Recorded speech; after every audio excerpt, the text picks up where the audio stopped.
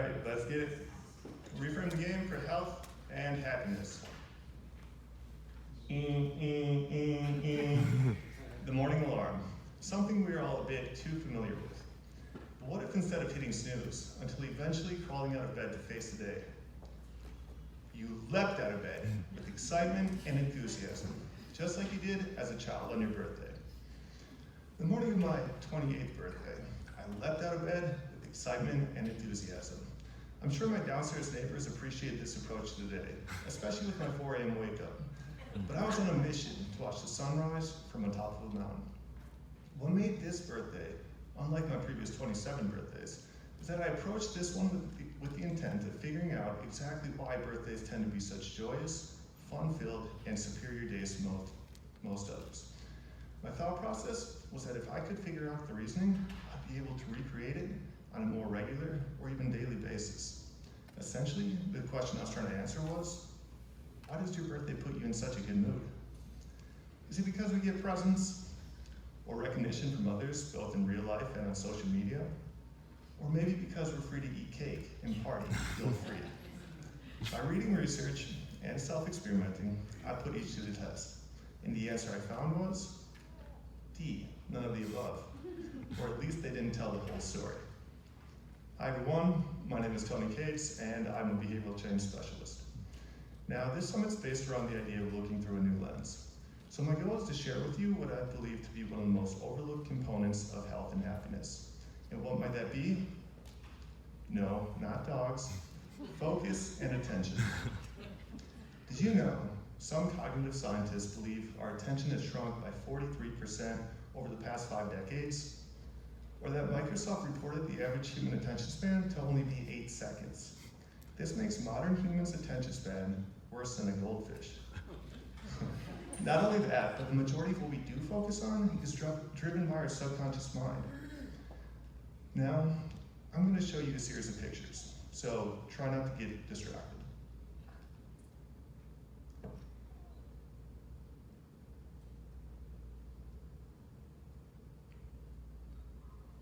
What did you see? What did you notice? What stood out? Although everyone saw the same pictures, research suggests we'd get a wide variety of responses to these questions. Now, why is that? On average, our brains receive approximately 11 million bits of information every second for potential processing. But our conscious mind is only capable of taking in about 50 bits at a time, and everything else gets ignored. Why does this matter? Because believe it or not, the 50 bits of information we focus on has profound health implications. For example, in one study, the staff of 7 different hotels were split into 2 groups.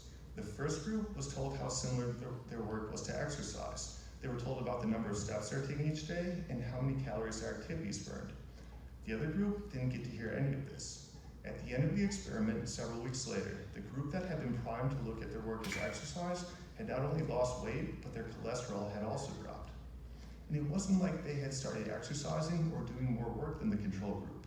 The only difference was in how they saw the work they were doing.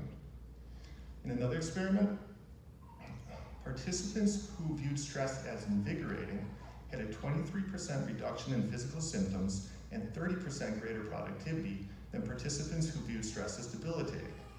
Both groups were shown the facts of stress. Just one series of facts painted a more empowering picture than the other, leading to significant physiological and psychological differences. But how does this work?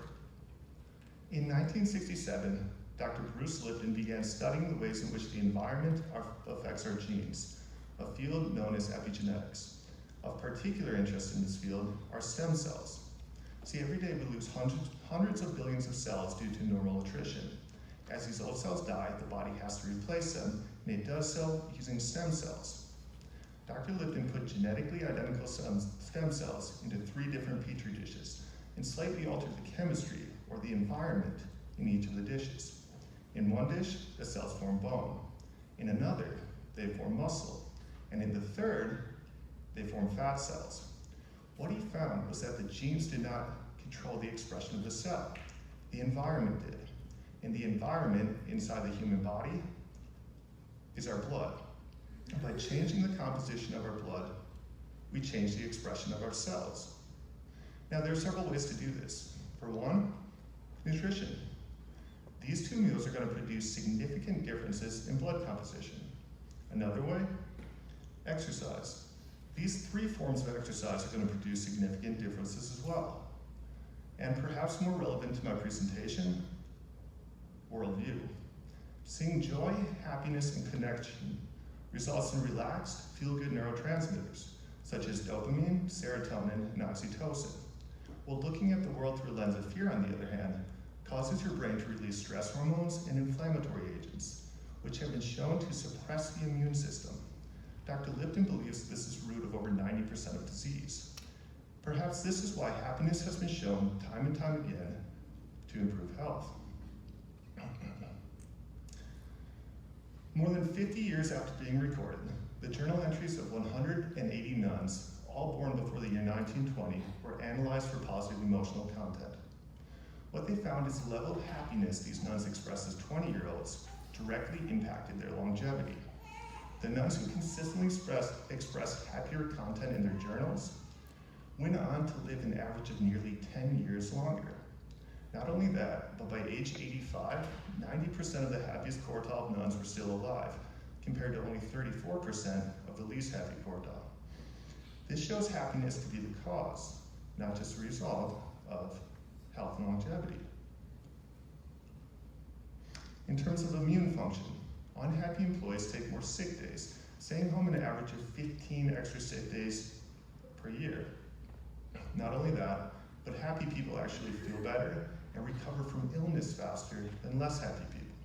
And again, research shows that happiness is the cause, not just the result of this good health. In terms of stress and anxiety, positive emotions can actually counter physical stress and anxiety, what psychologists call the undoing effect. This means that by experiencing positive emotions, we can actually turn down our fear response and the negative repercussions of stressful situations, helping us produce more of this chemistry and less of this chemistry. So, all you have to do is be happier, right? Easier said than done. Or is it? This idea becomes more empowering when we realize how much of reality depends on the lens through which we view it. How much does it depend on it? Well, in terms of happiness, for example, our external environment can only predict about 10% of our happiness, while our internal environment, or mindset, is responsible for the whopping 90% that remains. Not only that, but being in a positive state actually changes the way we perceive the world around us.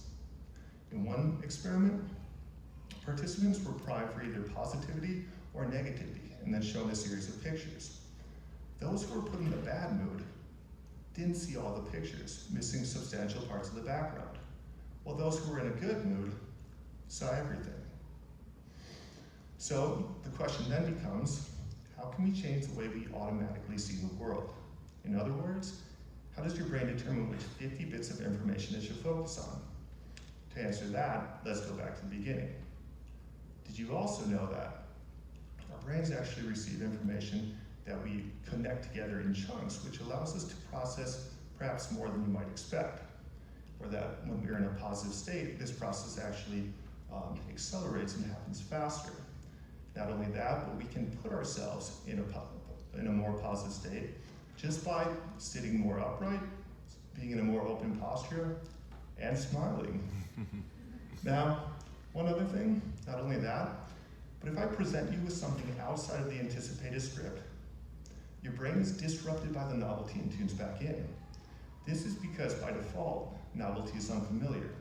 And what is unfamiliar could be a threat. Now, similar to how I did before, I'm going to show you a series of pictures. So, look closely.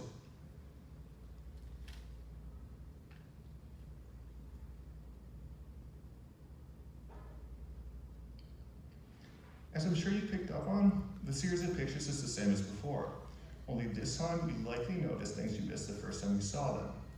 Now, why would that be? Well, there's a degree of familiarity, having already seen the pictures, that could have helped. But the more striking difference is the state you were in when you saw them. By giving you the negative facts about your focus before showing you the first series of pictures, I primed you to narrow your field of vision and only see the foreground. By then trying to put you in a positive state before showing you the second series of pictures, I primed you to open your field of vision and see the entire picture. This, it turns out, provides the missing link to the birthday happiness puzzle. One reason your birthday puts you in such a good mood is because it disrupts the patterns of everyday life.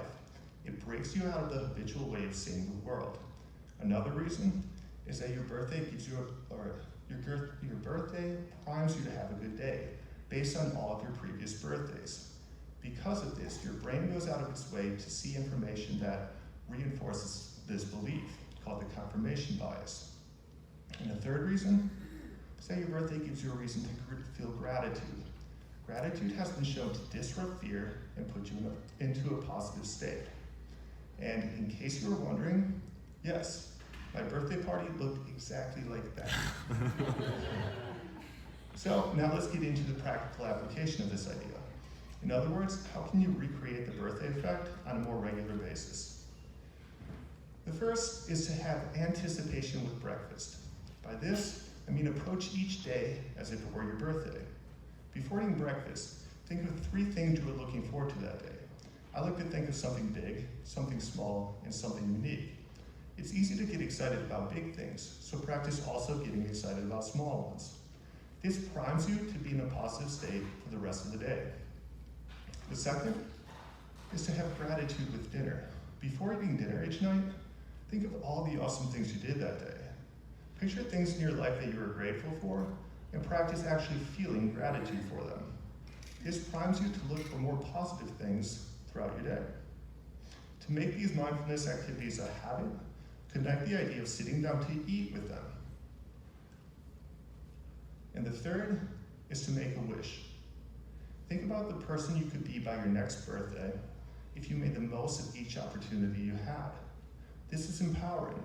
It leads to faster and more sustainable behavioral change than focusing on the problems you need to solve or the things you don't like about your situation. Together, these create what I refer to as the birthday effect, and ultimately is the overlooked reason behind why your birthday is such a glorious day, regardless of how old you are. The birthday effect will help you achieve your health goals, both now and in the future, by highlighting the positive aspects of your situation, regardless of what it may be. This is how, by reframing the game with intentional focus, you can consistently see the most advantageous and empowering reality for achieving your health goals. Thank you. Woo-hoo!